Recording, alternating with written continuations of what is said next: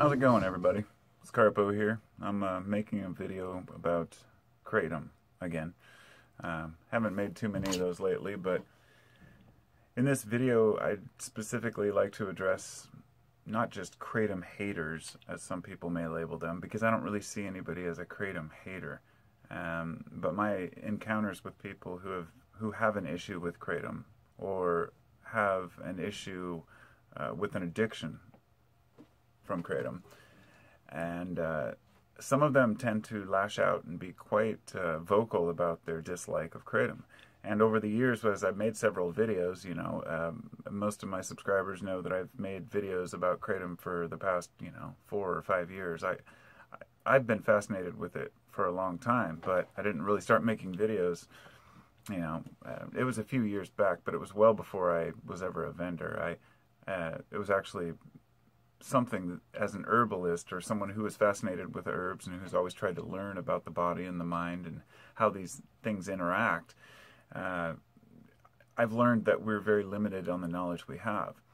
So anyhow, I've had several people who have left comments over the past couple of years on my Kratom videos who aren't just saying, well, Kratom may or may not be dangerous, but they're saying Kratom is a horrible plant, it's extremely addictive, it took me forever to withdraw off of the plant. And the thing is, those in the Kratom community, and from the forums I've read, do tend to tell those people, well, it's your own fault, it's your own fault, it's your own fault.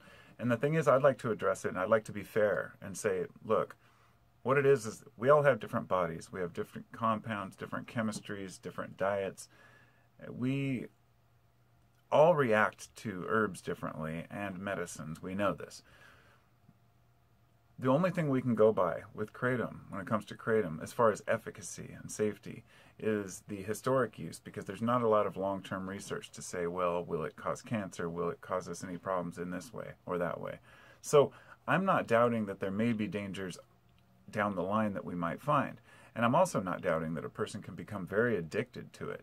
And I don't doubt this because, like when a person left a comment earlier on one of the videos, and I said, look, he said something to the effect of, his girlfriend spent or wife spent $700 a month on Kratom, and he was pretty upset about it. And I don't blame him. I would be pretty upset if my significant other was spending money like that too. And my first thought is, what's she doing? Buying extracts, or is she buying something else altogether? I don't know. But the way the person came across was as if I was a liar, and I was just there to, talk about just the positives of Kratom. And I've heard this before, and this is, I guess, why I'm making this video now, to address those people and that issue. I'd like to say that Kratom can be addictive, and even though the FDA declared it an opioid, that means nothing. Those are just words. But I would like to say that even though the molecule is different, we know that anything that you take long term that has an effect on your body can be addictive. Opioids tend to be very addictive.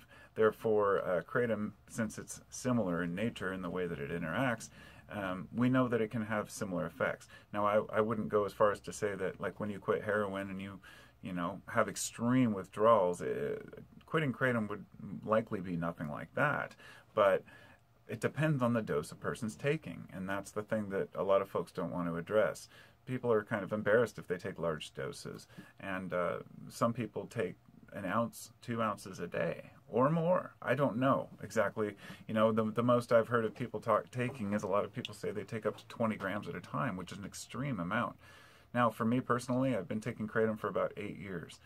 I know that I'd probably suffer for a little while, at least, maybe tiredness, anxiety for a few days, and maybe my pain would even come back if I were to quit taking it. But I'm not really afraid of that day when it should come. I know that tapering will work like it works on most medicine, but it's really the only way to do it right. You can't just take large doses of anything and then quit one day and expect not to have, withdrawal symptoms. For me, I've had opioid withdrawal from strong opioids, so I'm well aware of the feeling, and I know that Kratom is nothing like that at all.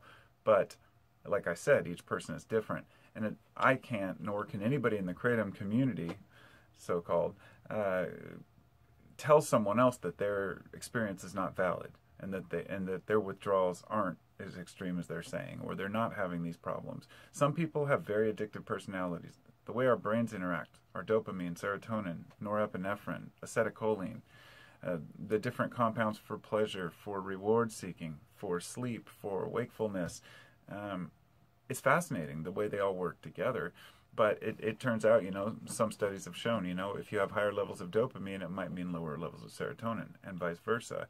And that we can't just flood the body with chemicals all the time. That said, a person who doesn't need Kratom, who just takes it, and this is what I've heard from a lot of folks who do take it, who have said, well, Kratom is garbage. Like one person left a comment, Kratom is a garbage plant, it doesn't do anything. I've heard people say, it doesn't even get you high, and my response is always the same. No, it doesn't get you high. It's not meant to, and thank you for clarifying that, because that's the point we're trying to make. Kratom in its own right can eliminate pain, and as a bonus, something I didn't realize till later, is anxiety and depression as well. And it may have a host of other benefits we're not aware of, and it may have a host of dangers we're not aware of, but that's what it comes down to right there. As adults, making our own decisions about a plant that grows naturally on this planet. And that's something that I think all of us should be able to agree on.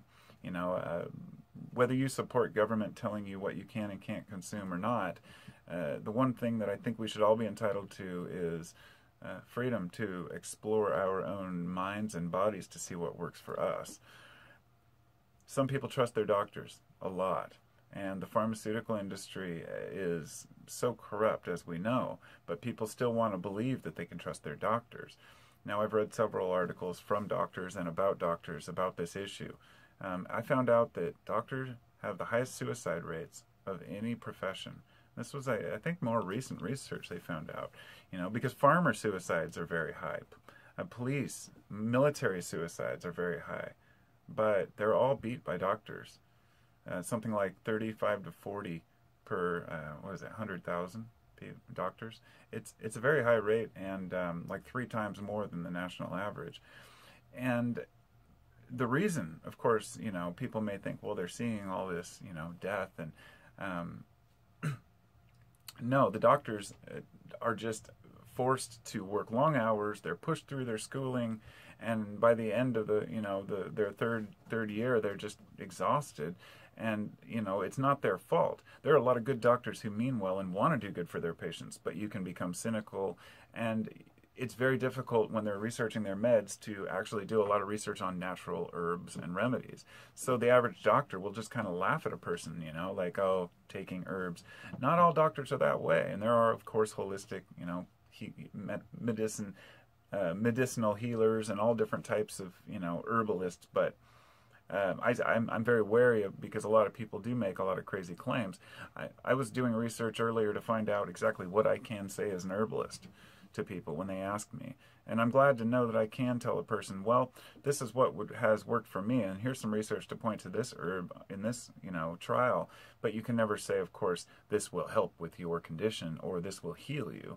That's false advertising. You're putting yourself out there as a doctor.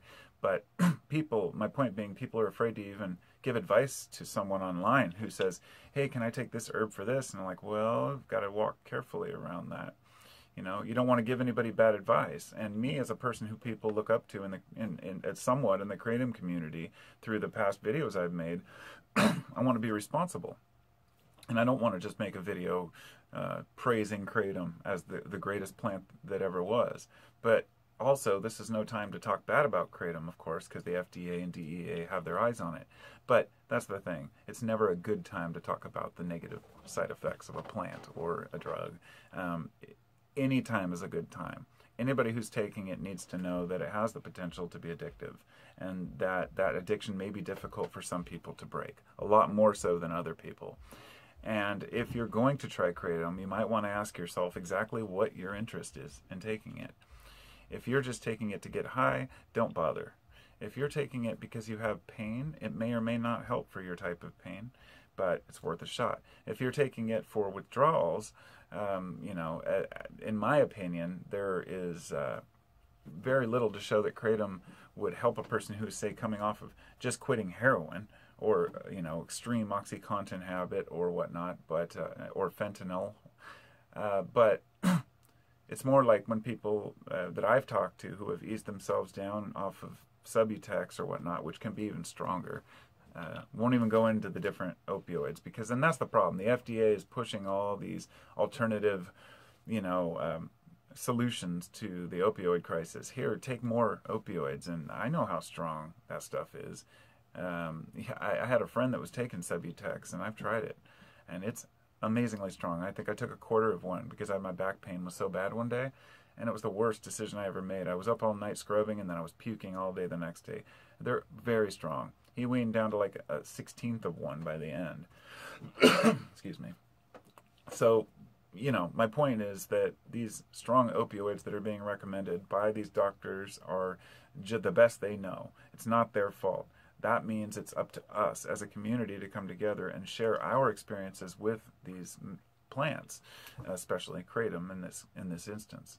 I share, I have several plants I enjoy, canna and mucuna and cannabis and my various mushroom extracts that, I enjoy taking for health reasons. Everything has its place. And we consume a lot of different plants for a lot of different reasons. And the only reason Kratom is categorized differently is because it acts similar to something that has been a scourge for centuries. It's a scourge and a benefit. The poison is always in the dose. When it comes to opioids, morphine and derivatives of the opium poppy, we have very mixed feelings about it. We need it to help the pain patients, but we also have a huge problem with it. So what do?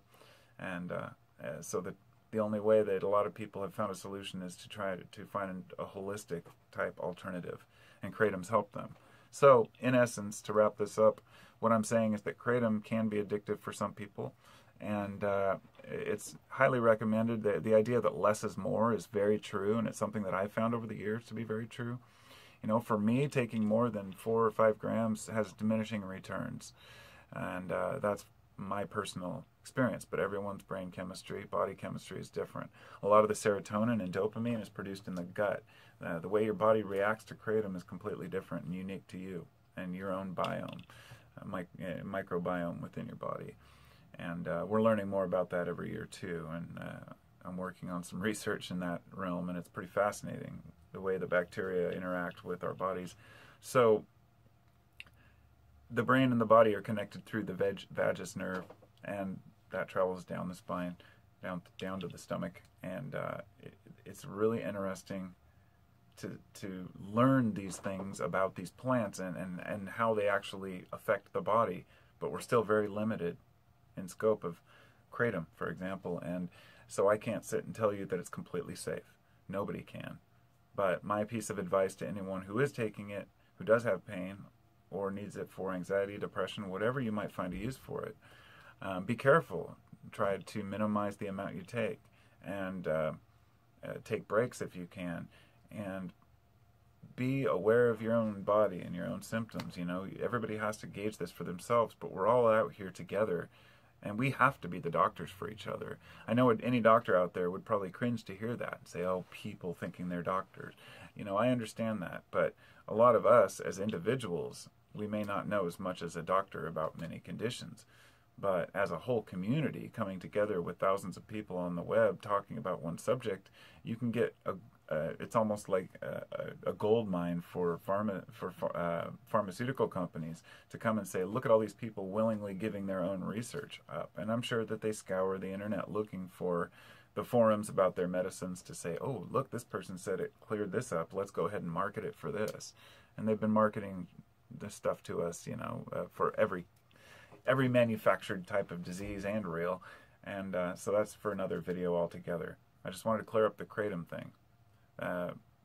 To be aware, not just of your own body and how much you're taking, but make sure that the source that you get it from has it tested for contaminants or impurities. It's very difficult to know these days, but heavy metal toxicity, I found out today that neem oil can cause this certain toxicity, and it's very dangerous to use that's used on cannabis, and I don't know what other crops it's used on, or if it's just the combustion factor. But anyhow, that's totally separate. There's so many fascinating plant things to learn about, and so I'm always here to share with you, and hope you learned something here. Feel free to look in the description. I have my Patreon account if you feel some urge to donate. I also have another channel called Carpo Or, where I discuss just herbs. So I'm put some of my stuff on there over the last year or two, but I don't use it as often. And that's about it. I hope you all have a wonderful day. If there's any Kratom, let's see, Kratom haters out there watching this that have made it through the whole video without attacking me, you know, I understand. I understand your plight. We all have addictions, and they're difficult to beat. And I know that Kratom, for some people, could be much harder to break than others. I know some people who say they've weaned off and been fine. Just remember that often we're going back to the way we felt before we took Kratom. Kratom helps us with a lot more than we realize, and we become used to that. And if you quit, it takes a while to bounce back, but your body also will go back to the chemistry that your body naturally had, at least, you know, to the extent that we are aware of. We're always changing. The mind is always changing, and it's, you know, it's difficult to know what we're doing for the right reasons and what may be harmful in the long run. So take care, everybody. Be safe. Know what you're taking. Be aware. That's all. Take care.